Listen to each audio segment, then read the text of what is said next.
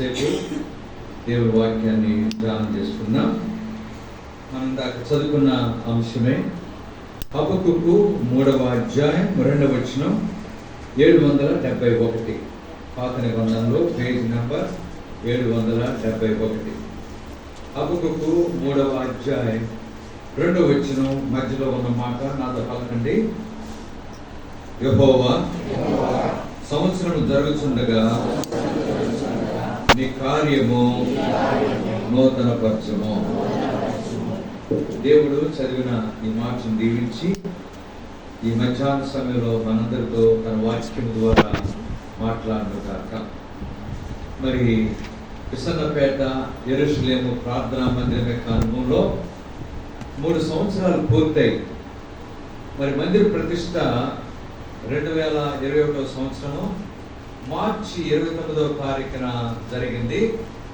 మరి ఇప్పటికీ నేటికి లేకపోతే రేపటికి, ఈరోజు 28వ తారీఖు, రేపు గుడ్ ఫ్రైడే కనుక మరి రేపు అందరూ మరి అన్ని స్థలాలకు వెళ్తారు. అందుచేత ఈరోజే అడ్వాన్స్డ్గా మరి ఈ వార్షికోత్సవ కృతజ్ఞత కూడిక కలిగి ఉండే ధన్యత దేవుడు అనుగ్రహించాడు. అలాగున రేపటికి 3 సంవత్సరాలు పూర్తయి 4వ సంవత్సరంలో ప్రవేశించిన సందర్భంగా మరి కూడిక ఏర్పాటు చేయబడింది కావచ్చు. ఇప్పుడు మనం ఎవరి ప్రార్థన చదువుకున్నామంటే దైవజనుడైన హబక్కూకు ప్రార్థన చేశాడు. సంవత్సరం జరుగుతుండగా నీ కార్యము నూతన. ఈరోజు మనం కూడా అదే ప్రార్థన చేయాలి. దేవా, సంవత్సరం జరుగుతుండగా నీ కార్యము నూతనపరచు, నూతన అనుభవంలో మమ్మల్ని ఉంచు, నూతన ఆరాధన, నూతన ప్రార్థన, నూతన వాక్యము, నూతన పాట, నూతన కార్యములు మా జీవితాల్లో జరిగించు. అలాగున సంఘము క్షేమాభివృద్ధి పొంది నీ రాకడ కొరకై సిద్ధపడే సంఘముగా సిద్ధపరచుకో అని చెప్పి మనము ప్రార్థన చేయవలసిన వారు ఉంటున్నాం. అలాగే సంవత్సరం జరుగుతుండగా దేవుని కార్యము నూతన పరచబడి సంఘము క్షేమాభివృద్ధి నుండి ప్రభు రాకడ కొరకై యోగ్యమైన సంఘముగా సిద్ధపడాలంటే మరి ఏ అనుభవం కలిగి ఉండాలో ఈరోజు మధ్యాహ్నం కొన్ని సంగతులు జ్ఞాపకం చేసుకుందాం. ఏ అనుభవం అంటే మన మందిరం పేరు యెరూషలేము కనుక యెరూషలేము ప్రార్థన మందిరంలో ఉన్న దేవుని ప్రజలు యెరూషలేము యొక్క అనుభవం కలిగి ఉండడం ద్వారా దేవుని కార్యములు నూతనపరచబడి సంఘము క్షేమాభివృద్ధి పొంది ప్రభు రాకడ కొరకై సిద్ధపడే సంఘంగా ఉంటాం. అందువల్ల యెరూషలేము యొక్క అనుభవం. బైబిల్ ఇంకొక మాట ఉంది, నాతో పలకండి. యెరూషలేమా, నిన్ను ప్రేమించువారు వర్ధిల్లుదురు. రెఫరెన్స్ ఇది 122వ కీర్తన ఎన్నో వచనం? 6వ వచనం. 122వ కీర్తన 6వ వచనం. యెరూషలేమా, నిన్ను ప్రేమించువారు వర్ధిల్లుదురు. అలాగున యెరూషలేము యొక్క అనుభవం, యెరూషలేమును ప్రేమిస్తా ఆ అనుభవం కొనసాగే ఎవరైతే ఆ జీవితం కలిగి ఉంటున్నారో వారు ధన్యులుగా ఎంచబడుతున్నారు. వారి జీవితాల్లో దేవుని కార్యము నూతనపరచబడి ప్రభు రాకడ కొరకై యోగ్యముగా ఎల్లప్పుడూ సంసిద్ధులుగా జీవించేవారు ఉంటారు. అలాగున యెరూషలేమును ప్రేమిస్తే మరి యెరూషలేములు ఏమున్నాయి చెప్పండి అనేది ప్రాముఖ్యమైన అంశం. యెరూషలేములో కొన్ని ఆధ్యాత్మిక అనుభవాలు ఉన్నాయి. ఈ అనుభవాలు మన జీవితాల్లో కలిగి ఉండడం ద్వారా మనము క్షేమాభివృద్ధి పొందేవారు ఉంటాం. ఆత్మీయంగా సంతోషించే అనుభవంలో మనం జీవించేవారు ఉంటాం. ఎల్లప్పుడూ కూడా వర్ధిల్లుతూ ఎదిగి ఫలించే జీవితంలో మనము జీవించేవారు ఉంటాం. అందువలన యెరూషలేములో ఏమున్నాయో 7 సంగతులు బైబిల్లో మనం జ్ఞాపకం చేసుకున్నాం. ఆ 7 ఆధ్యాత్మిక లక్షణాల యొక్క అనుభవం మనం కలిగి ఉండడం ద్వారా మనకి ఎంతో మీరు ఆశీర్వాదం పొందేవారు ఉంటారు. చూడండి, మొట్టమొదటిగా యెరూషలేములో ఏమున్నది అనే దాని కొరకై కీర్తన 122. కీర్తన 122 పాత నిబంధనలో పేజ్ నంబర్ 520. కీర్తన 122 7వ వచనం పలకండి. నీ ప్రాకారములలో నెమ్మది కలుగును గాక, నీ నగరులలో క్షేమముండును గాక. కనుక యెరూషలేములో మొదట ఏమున్నది అని అంటే నెమ్మది. యెరూషలేములో నెమ్మది ఉన్నది కనుక నెమ్మది కలిగిన ప్రదేశము యెరూషలేము. యెరూషలేములో నెమ్మది చాలా ప్రాముఖ్యమైనది కనుక నెమ్మది. యెరూషలేములో ఉండే వాళ్ళంతా ఎట్లుంటారు చెప్పండి? నెమ్మది. లోకంలో ఎలాగుంది చెప్పండి? లోకంలో పరిస్థితి నెమ్మది లేదు. లోకమంతా కలవరంతో ఉంది, ఆందోళనకరమైన పరిస్థితిలో ఉంది. లోకమంతా చెడుగుతో ఆవరించబడి ఉన్నది. అందుకని భూలోకము దేవుని సన్నిధిని చెడిపోయి ఉండను. భూమి మీద సమస్త శరీరులు తమ మార్గమును చేసుకున్నారు. భూలోకంలో నెమ్మది లేదు, చెడుగుంది, అక్రమం విస్తరించింది. అనేకుల ప్రేమ చల్లారిపోయిన పరిస్థితులు ఈ దినాల్లో లోకంలో ఉంటున్నాయి. అయితే లోకంలోనేమో కలవరము, మరి యెరూషలేములోనేమో నెమ్మది. యెరూషలేములో నెమ్మది అంటే అర్థం ఏంటి? యెరూషలేములో ఉండే దేవుని ప్రజలందరూ కూడా నెమ్మది కలిగి ఉంటారు. బైబిల్లో ఎవరికి నెమ్మది ఉండదని బైబిల్లో రాయబడింది? దుష్టులకు నెమ్మది ఉండదు. యెషయా గ్రంథం 50:21 వచనంలో దుష్టులకు అనగా లోకంలో ఉన్న ప్రజలకు నెమ్మది ఉండదు. దేవుని ప్రజలకు యెరూషలేములో నెమ్మది కలిగిన వారు ఉన్నారు. నెమ్మది లేకపోవడానికి కారణం ఏంటంటే లోకంలో ఉన్న పాపమే మానవులకు నెమ్మది లేకుండా చేసేదిగా ఉంటుంది. శాంతి, సమాధానం, సంతోషం లేకుండా కలవరంతో జీవించడానికి మరి అది కారణంగా ఉంటుంది. అయితే ఎప్పుడైతే మనలో ఉన్న పాపము తీసివేయబడుతుందో, ఎప్పుడు మనం రక్షించబడినామో, ఎప్పుడు మనం నీతిమంతులుగా తీర్చబడినామో, ఎప్పుడు మారు మనసు పొందిన అనుభవం మనం కలిగి ఉంటున్నామో, అప్పుడు మన జీవితాల్లో నెమ్మది కలిగిన వారు ఉంటున్నాం. ఇక్కడ దాదాపు అనేకులు నెమ్మది అనే అనుభవంలో ఉన్నారు. ఇంకా ఎవరైనా నెమ్మది లేకుండా ఉన్నారా?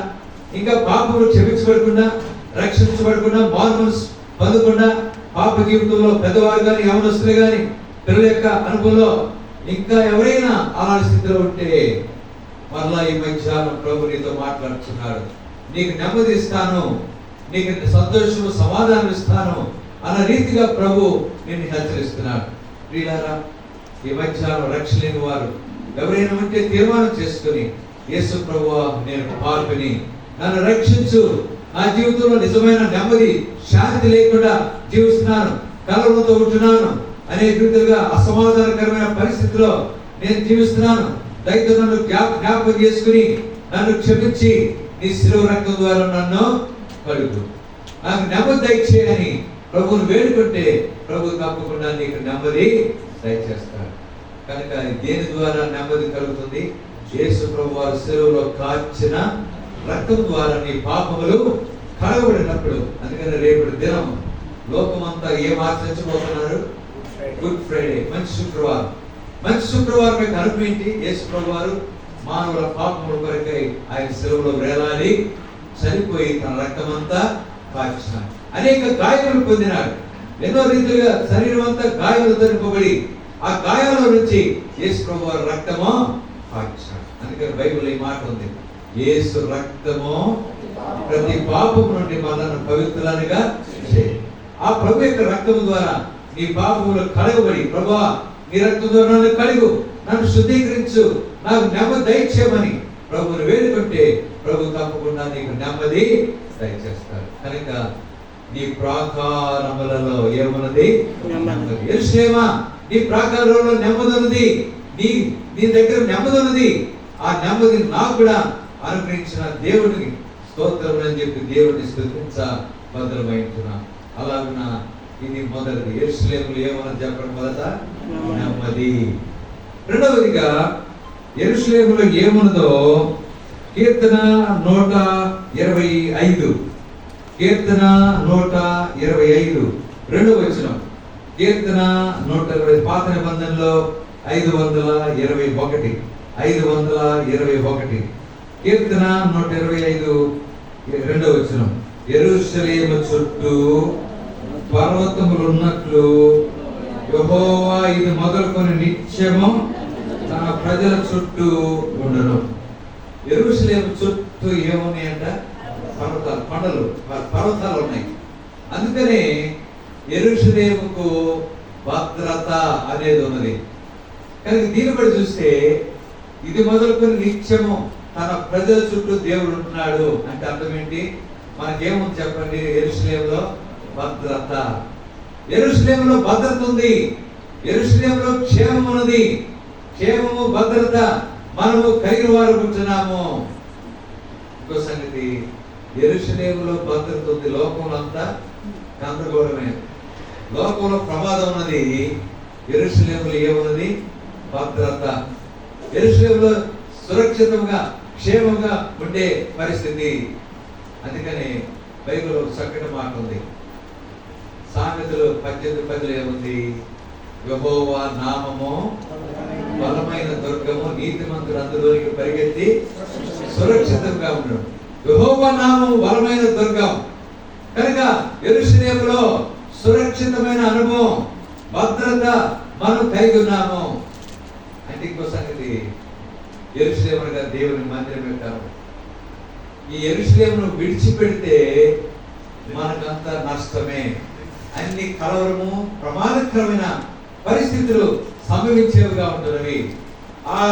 ఎప్పుడు ఆ సరిహద్దు లోపల ఆ యెరూషలేము, ఆ దేవాలయం యొక్క అనుభవంలో ఎవరైతే నివసిస్తున్నారో వారు భద్రంగా ఉండేవారు ఉంటున్నారు.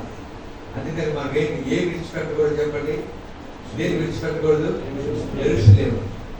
యెరూషలేమును విడిచిపెట్టకూడదు. ఈ దినాల్లో యెరూషలేమును అనగా దేవాలయం, దేవుని మందిరాన్ని విడిచిపెడితే మన జీవితానికి చాలా ప్రమాదకరమైన పరిస్థితి ఎదుర్కొనేవారు. భద్రత లేకుండా పోయేదిగా ఉంటుంది. అందుకని అంటే దీన్ని బట్టి చూస్తే యెరూషలేములో చివరి వరకు కూడా ఎట్లా ఉండాలంట? నిలకడగా ఉండాలి, స్థిరంగా ఉండాలి. కొంతమందికి ఒక చోట స్థిరంగా ఉండలేరు, నిలకడగా ఉండలేరు. అన్ని రకాలైన ఆకర్షణలకు గురైపోతారు. అక్కడ ఒక అడుగు, ఇక్కడ ఒక అడుగు, ఆ మందిరం దగ్గర అక్కడ కొంతకాలం, అక్కడ కొంతకాలం, చివరికి తిరగటమే సరిపోయి చివరికి ఎట్లాంటి పరిస్థితి అంటే ఎక్కడ నిలకడ లేకుండా జీవితం నష్టపోయే పరిస్థితి ఏర్పడేదిగా ఉంటుంది. ఒక ఆమెతో ఒక వ్యక్తి ఏమన్నాడంటే, ఈ పొలాన్ని విడిచిపెట్టి వేరొక పొలానికి, ఈ పొలంలోనే పనికత్తుల యొద్ద చివరి వరకు నిలకడగా, ఎవరితో చెప్పారు ఆ మాట? బోయజు రూతుతో చెప్పారు. బోయజు రూతుతో సెలవిచ్చిన మాట, ఈ పొలంలోనే నిలకడగా ఉండు, అటు ఇటు పోవద్దు. ఇంకో సంగతి, అటు ఇటు పోయావంటే నీకు భద్రత ఉండదు. అంతేకాదు ఇంకొక మాట ఏమన్నాడు? నిన్ను ముట్టకూడదని ఎవరికి ఆజ్ఞాపించాడంట? బోయజు యవనస్తులు. కనుక నీకు క్షేమంగా ఉంటావు, నువ్వు సురక్షితంగా ఉంటావు, నువ్వు భద్రంగా ఉంటావు, నీ జీవితం ఎంతో భద్రంగా కాపాడబడేదిగా ఉంటుంది. కనుక ఈ పొలాన్ని విడిచిపెట్టి వేరొక పొలానికి వెళ్ళదు. వెళ్ళిందా? ఋతు అక్కడే ఉందా? అక్కడే ఉంది. చివరి వరకు కూడా నిలకడగా ఉండి ఆ పొలంలో ఏరుకుంటా ఉంది. నిలకడ కలిగిన జీవితం, భద్రత కలిగి ఉండాలంటే యెరూషలేములో ఆ భద్రత అని అనుకుని ఉండాలంటే ఏముండాలి? మనలో నిలకడ, స్థిరమైన జీవితం మనం కలిగిన వారు ఉండాలి. అస్థిరత, చంచల శుభం, అటు ఇటుగా తొలగిపోయే పరిస్థితి, అది మన జీవితానికి ఏ విధమైన క్షేమమో కలుగుతుంది. కనుక ఇప్పుడు ఎన్ని చూసాం చెప్పండి? యెరూషలేములో మొదట ఏముంది? నెమ్మది. గుర్తుపెట్టుకోండి, యెరూషలేములో నెమ్మది ఉన్నది. కనుక యెరూషలేములో అందరూ కూడా ఏమవుతారు? వారు రక్షణ పొందే అనుభవం కలిగిన వారు ఉంటారు. రెండవది, యెరూషలేములో ఏమున్నది? భద్రత ఉన్నది. భద్రత ఉన్న అనుభవంలో యెరూషలేము ఏం చేయకూడదు? మనం విడిచిపెట్టకూడదు. ఎట్లా ఉండాలంట? యెరూషలేములో నిలకడగా ఉండాలి, స్థిరంగా ఉండాలి. ఎల్లప్పుడూ అదే అనుభవంలో మనం కొనసాగే వరకు ఉండాలి. అక్కడొక అడుగు వేస్తే దానివల్ల ఏ ప్రయోజనం మనకు? కనుక అనేకులకు అనేక రకాలైన ఆకర్షణలు, ఎన్నో రీతిలుగా ఆకర్షించబడే పరిస్థితులు చాలా ఎక్కువగా ఈ రోజుల్లో ఎక్కువగా కలిగి ఉంటున్నారు. అక్కడ ఎంత జనం, అబ్బా జనం, ఎంత జనం వచ్చారు. రైట్ వచ్చారు. ఏం పేరు పొందినాడు? అబ్బా ఏం పాటలు, ఏమి ఎగురుట, ఏమి అరుపులు, ఏమి కేకలు, ఏమి కన్నీరు, అబ్బా అనుకుంటారు. చివరికి ఏమన్నా మేలు పొందుతున్నారంటే జీవితంలో సరైన మేలు క్షేమమో పొందలేని పరిస్థితి. ఆ కొంతసేపు ఆ పరిస్థితిలో అట్లా ఉంటారు. మళ్ళీ బయటకు వచ్చినాక మామూలు జీవితమే. ఎలా జీవిస్తున్నారో లోకంలో అలాంటి జీవితమే జీవించేవారు ఉన్నారు. ప్రత్యేకత ఏది? ఆత్మీయ క్షేమం ఏది? ఆత్మీయ మేలు పొందిన అనుభవించి అనేది జ్ఞాపకం చేసుకోవాలి. కనుక రూతు ఆ పొలంలోనే ఆత్మీయ క్షేమము, ఆత్మీయ భద్రత ఆమె పొందిందిగా ఉంటుంది. కనుక యెరూషలేములో రెండవది ఏముంది? భద్రత. ఇది రెండవది. మూడవదిగా చూడండి, కీర్తన 147. కీర్తన 147 14వ వచనం. యెరూషలేములో అక్కడ ఏం రాయబడిందంటే 14వ వచనం 147 పాత నిబంధనలో 529, పేజ్ నంబర్ 529. కీర్తన 147 14వ వచనం. నీ సరిహద్దులలో సమాధానం కలుగు చేయవాడు. పలకండి, నీ సరిహద్దులలో సమాధానము కలుగు చేయవాడు ఆయనే. కనుక నా మూడవదిగా యెరూషలేములో ఏమని చెప్పండి? సమాధానం. మొదట నెమ్మది, రెండవది భద్రత, మూడవది సమాధానం. యెరూషలేములో సమాధానం ఉన్నది.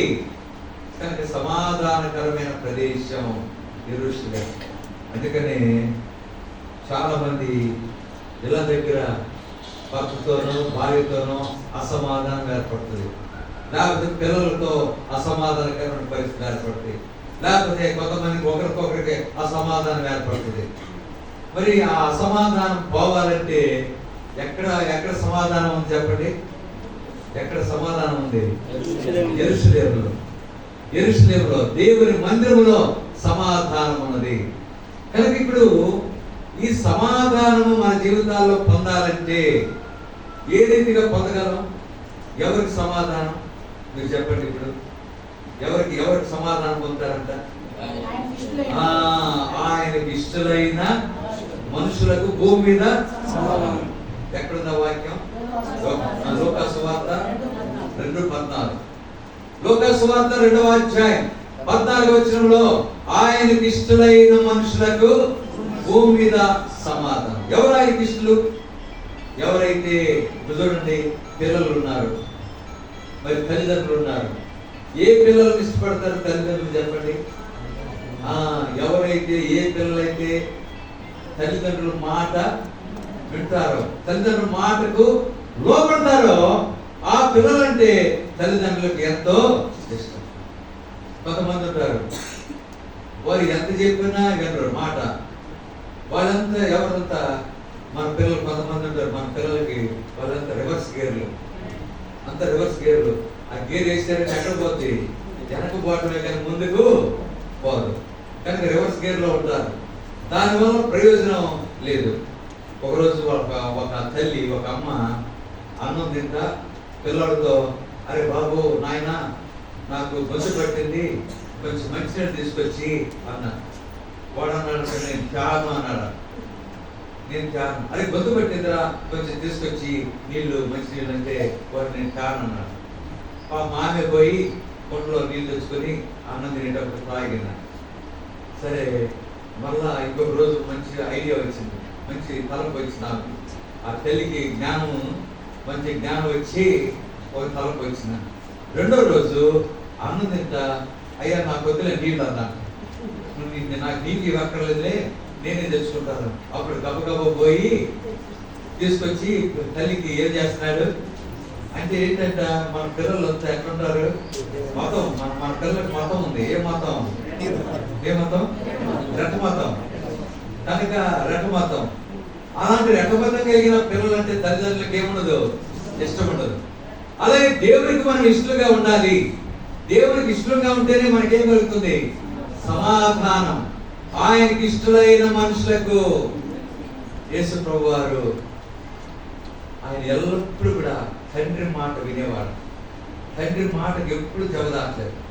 తండ్రి మాట ఎప్పుడు కూడా ఉల్లంఘించలా. తండ్రి ఏమి చెప్పాడో యేసు ప్రభు వారు అదే చేస్తూ వచ్చాడు. అంతేకాదు, ఆయన సిలువ వేయబడక ముందు కూడా ఏమైనా ప్రార్థన చేశాడంటే, తండ్రి నీ చిత్తమైతే ఈ గిన్నె నా ఇద్దరిని తొలగించు, ఈ గిన్నె నా ఇద్దరిని తొలగించు అన్నాడు. మళ్ళీ వెంటనే ఏమన్నాడు, కాదు ప్రభువా, తండ్రి నా ఇష్టం కాదు, నీ చిత్తమే జరుగును కాదు. అందుకని యేసు ప్రభు వారు యోహాను సువార్త 8వ అధ్యాయం 29వ వచనంలో ఒక మాట, ఎల్లప్పుడూ నేను నా తండ్రికి ఇష్టమైన కార్యం, ఎల్లప్పుడూ తండ్రికి ఇష్టమైన కార్యం, తండ్రి మాటకు లోబడుట, తండ్రి చిత్తాన్ని నెరవేర్చుట, ఆ ఇష్టమైన బిడ్డలంటేనే తల్లిదండ్రులకు ఇష్టము. ఆ మాట వినే బిడ్డలంటేనే తల్లిదండ్రులకు ఇష్టము. అలాగన ఆ ఇష్టలకే భూమి మీద ఏముంటుంది? సమాధానం. యెరూషలేములో మూడవదిగా సమాధానం. కనుక యెరూషలేములో ఉన్న దేవుని ప్రజలు ఎల్లప్పుడూ దేవుని మాటకు లోబడేవారు ఉంటారు, దేవుని మాటకు విధేయులుగా చేయబడేవారు ఉంటారు. ఏనాడు కూడా దేవుని మాటను అవిధేయత చూపకుండా, ఉల్లంఘించకుండా, చెప్పింది చెప్పినట్లు నెరవేర్చే అనుభవం కలిగిన వారు ఉంటారు. ప్రియులారా, దేవుని మాట, దేవుని చిత్తాన్ని నీ జీవితంలో జరిగిస్తున్నావా? అప్పుడే ఆయనకి ఇష్టమైన అనుభవంలో నీకు సమాధానం. యెరూషలేములో సమాధానం. యెరూషలేములో ఉన్న దేవుని ప్రజలందరూ కూడా దేవుని మాటకు లోబడుచు సమాధానము కలిగిన వారు ఉంటారు. ఇది ఎన్నోది మనం చూసాము. మొదటి చెప్పండి, యెరూషలేములో నెమ్మది ఉంది. రెండవది, యెరూషలేములో ఆ భద్రత కలిగి ఉండాలంటే ఎట్లుండాలి? మనం నిలకడగా ఉండాలి. మూడవది, యెరూషలేములో ఏముంది? సమాధానం కలిగి ఉండాలంటే దేవుడికి ఇష్టలుగా, ఆయన మాటకు లోబడి విధేయులుగా ఉండేవారు ఉండాలి. అప్పుడు దేవుడు మనకు సమాధానము యెరూషలేములో అనుగ్రహించేవాడు ఉంటాడు. ఇది మూడవ అనుభవంగా ఉంటుంది. నాలుగవదిగా చూడండి, దేవుని వాక్యంలో యెషయా గ్రంథం 2వ అధ్యాయం, యెషయా గ్రంథం 2వ అధ్యాయం, పాత నిబంధనలో 569, పేజ్ నంబర్ 569, యెషయా గ్రంథం 2వ అధ్యాయం 3వ వచనం, 569. ఆ కాలంలో సియోనులో నుండి, పలకండి, యెరూషలేములో నుండి యెహోవా వాక్కు బయలు వెళ్ళును. కనుక యెరూషలేములో ఏముందంట? యెహోవా వాక్కు. యెహోవా వాక్కు అనగా దేవుని వాక్యం ఉన్నది. సమృద్ధిగా దొరికే స్థలము యెరూషలేము. యెహోవా వాక్కు బయలు వెళ్తా ఉంది. అనేకులకు క్షేమాన్ని కలుగజేసే వాక్యము యెరూషలేములో ఉన్నది. కనుక మనము యెరూషలేములో వాక్యం ఉన్నది కనుక ఆ వాక్యాన్ని ఏం చేయాలి? మనం యెరూషలేములో వాక్యాన్ని భుజించాలి. యెరూషలేములో ఉన్న వాక్యాన్ని భుజించాలి. ఆత్మీయ ఆహారం ఇది. దేవుని వాక్యాన్ని తినేవారం ఉండాలి. తింటమంటే, వాక్యాన్ని తింటమంటే అర్థం ఏంటి? వాక్యాన్ని చదువుట, వాక్యాన్ని వినుట, వాక్యాన్ని ధ్యానించుట, వాక్యానుసారమైన జీవితం మనం కలిగిన వారం ఉండాలి. అంతేకాదు, వాక్యమందు నిలకడగా ఉండాలని వాక్యం. అందుకని ప్రతి ఒక్కరూ ఏం కలిగి ఉండాలి చెప్పండి? ఇళ్ళలో దేవుని వాక్యం. అంతేనా? దేవుని వాక్యం ఎక్కడ కలిగి ఉండాలా? హృదయంలో. Very good. అంతేనా? మనందరికి ఏముండాలా? అందరి చేతుల్లో ఏముండాలా? బైబిల్స్ ఉండాలి. ఏ బైబిల్? పరిశుద్ధ గ్రంథం అంటే అయితే పూర్తి బైబిల్. పాత నిబంధన కనుక మనం భోజనం ఎట్లా చేస్తాం? కొంచెం అంత మొత్తం దీన్ని వదిలి పెడతామా? మొత్తం ఫుల్. అందుకని బాటిల్ పోతే ఏ మీల్స్ కావాలంటాం? ప్లేట్ మీల్స్ కాదు. అబ్బే అయ్యా, ప్లేట్ మీల్స్ నాకు కావద్దు. ఏ మీల్స్? Full meals. కనుక ఫుల్ మీల్స్ కావాలి. మరి వాటర్లోనేమో ఇలా కాడేమో ఫుల్ మీల్స్ తిని, మరి దేవుని వాక్యం ఆత్మ అయితే ఏం లాభం చెప్పండి? బైబిల్ గ్రంథం ప్రతి ఒక్కళ్ళు ఉండాలి, మీ చేతిలో ఉండాలి.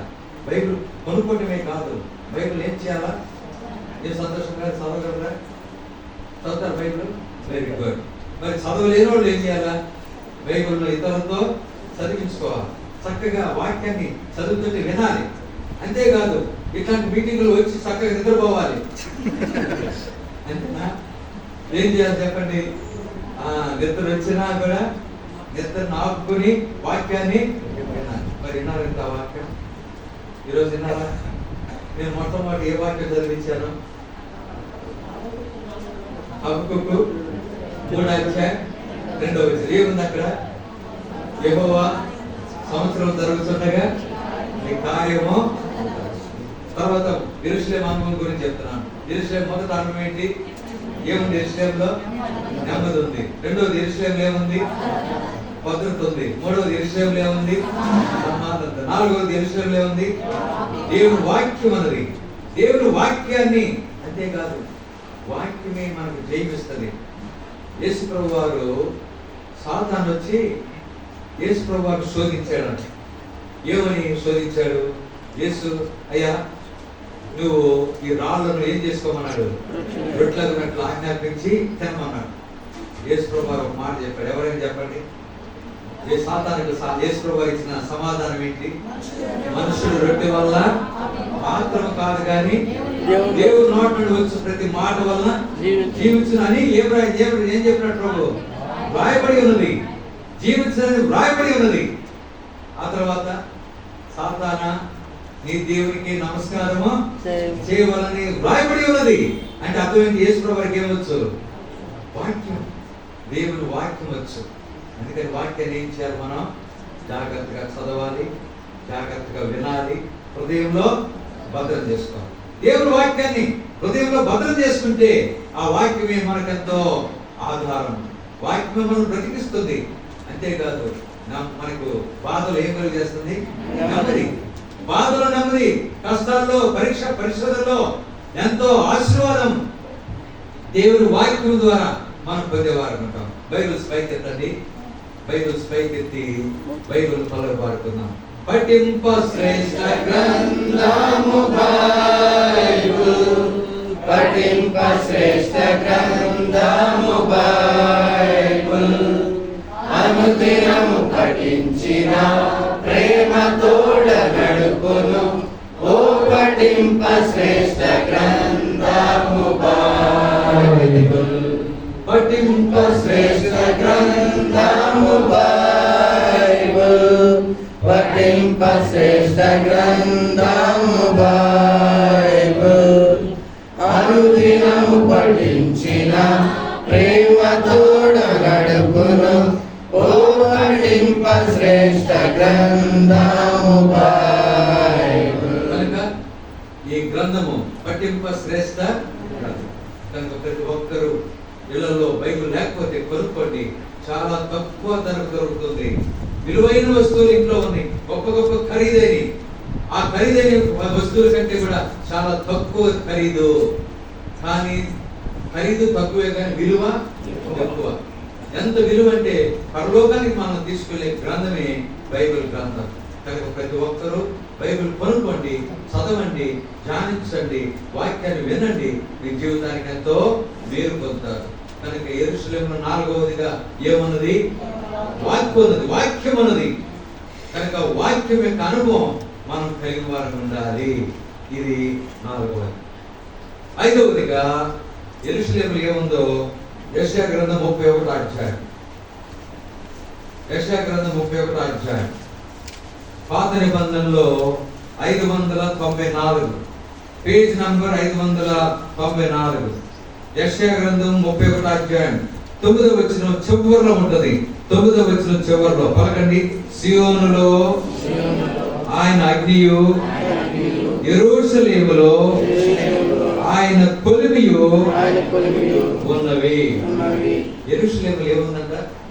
కొలిమి. కొలిమి అనేది దేని సూచిస్తుందంటే విశ్వాసం. కనుక దీన్ని బట్టి చూస్తే 5వదిగా యెరూషలేములో ఏముంది చెప్పండి? విశ్వాసం. విశ్వాసం అనేది చాలా అవసరం. మనందరం యేసు ప్రభువు నమ్ముకున్న బిడ్డలు, దేవుని బిడ్డలందరూ కూడా ఏమని పిలువబడుతున్నారు?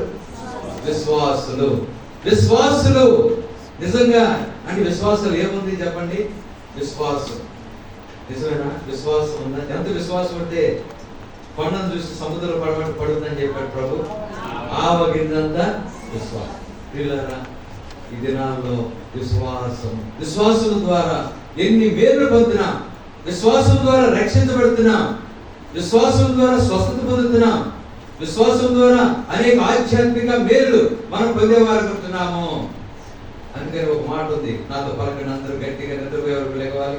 విశ్వాసం లేకుండా దేవునికి ఇష్టడైనట అసాధ్యము.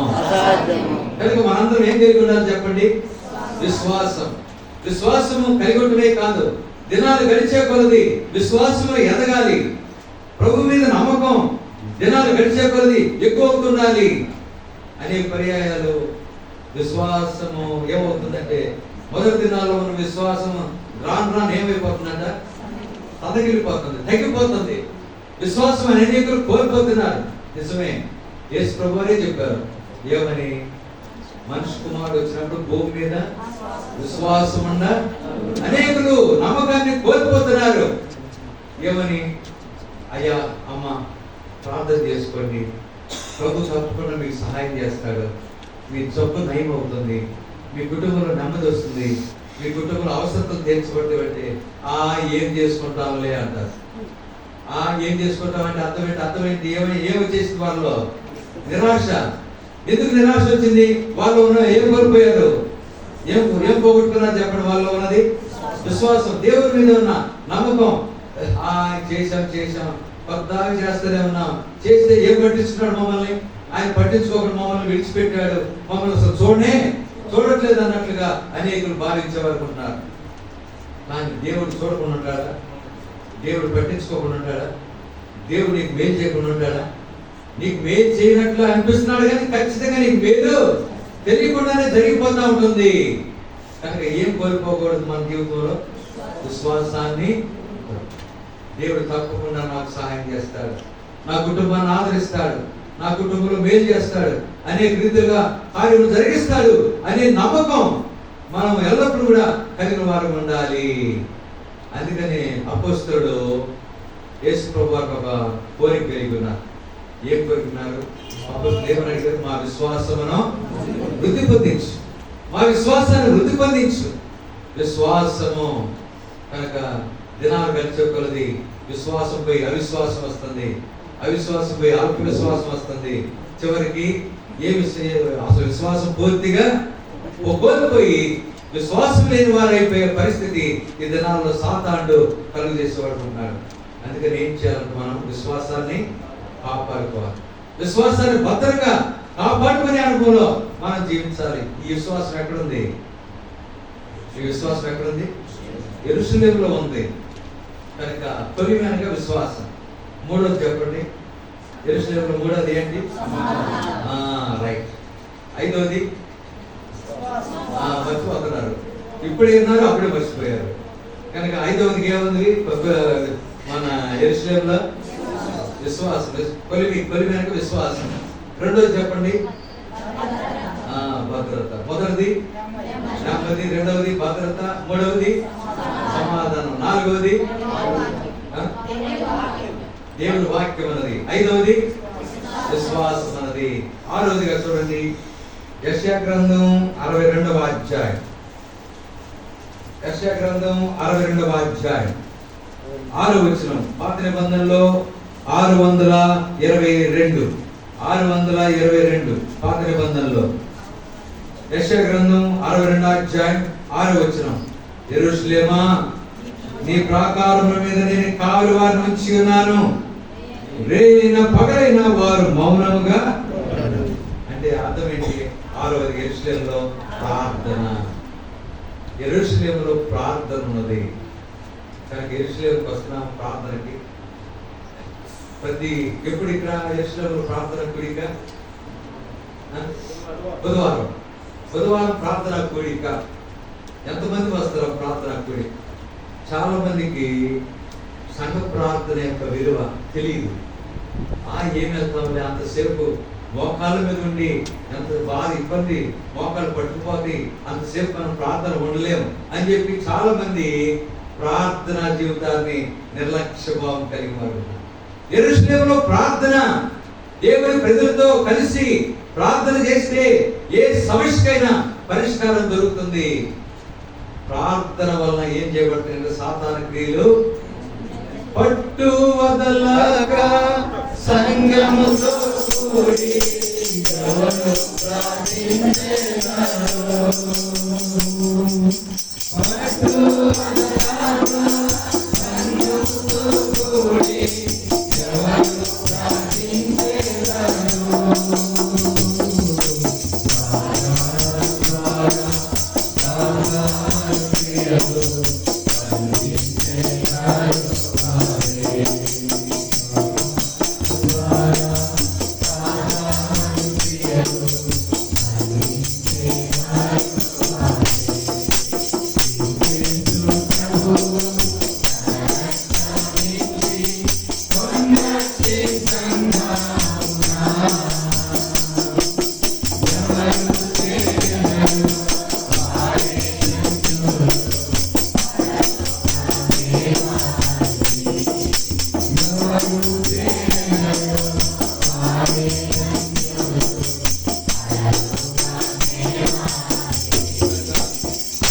సహోదర సహోదరి, ప్రార్థన ఎంతైనా అవసరం.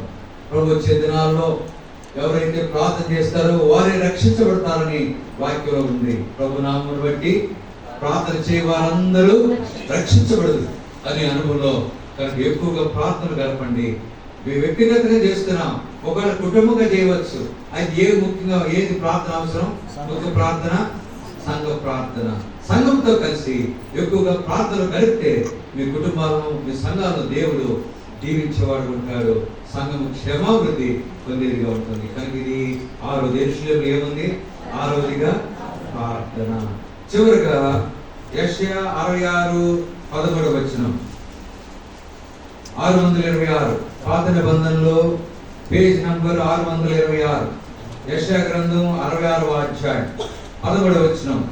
66:13 ఒకరి తల్లి వారిని ఆదరించినట్లు నేను మిమ్మల్ని యెరూషలేములోనే మీరు ఆదరింపబడెదరు. పలకండి, యెరూషలేములోనే మీరు ఆదరింపబడెదరు. కనుక 7వదిగా యెరూషలేములో ఏముంది? ఆదరణ. కనుక మందిరంలో ఆదరణ. అందుకని మనం ఏం చేయాలంట? మందిరాన్ని ప్రేమించాలి. మందిరాన్ని విడిచిపెట్టకుండా చివరి వరకు మందిరమే అనుభవం కలిగి ఉండాలి. దావీదు దేవుని మందిరానికి వెళదామంటే ఏం చేశాడంట? సంతోషించాడు. యెహోవా మందిరమునకు వెళుతుమని జనాదరణప్పుడు నేను సంతోషించాను. కనుక యెరూషలేములో గొప్ప ఆదరణ మనం కలిగి పాల్గొంటున్నాం. అందుకని యెహోవా సంవత్సరం జరుగుతుండగా నీ కార్యము నూతనపరచు. అలాగే నూతనపరచబడి సంఘం మేలు పొందాలంటే యెరూషలేమే కార్యం కలిగి ఉండాలి.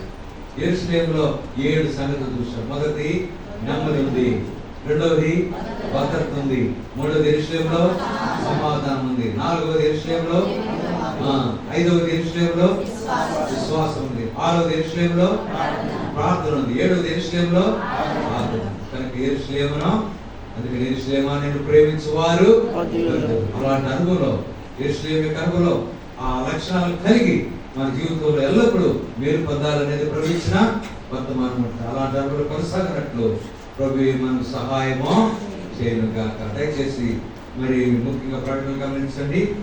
మరి రేపు ఉదయకాలం అన్ని మందిరాల్లో గుడ్ ఫ్రైడే సందర్భంగా కోరిక ఉంటుంది. అయితే కర్మెల్లో, విజయవాడ కర్మెల్లో రేపు సాయంకాలం ప్రత్యేక కోరిక ఉంది. రేపు సాయంకాలం 7 గంటలకు, అలాగే శనివారం ఉదయం 10:30 గంటలకు, శనివారం సాయంకాలం 7 గంటలకు ప్రత్యేక కోరికలు ఉన్నాయి. మళ్ళీ తిరిగి ఆదివారం పగలు అందరి మందిరాల్లో కోరికలు ఉంటాయి. మళ్ళీ ఆదివారం సాయంకాలం 7 గంటలకు ప్రత్యేక కోరిక ఉంది.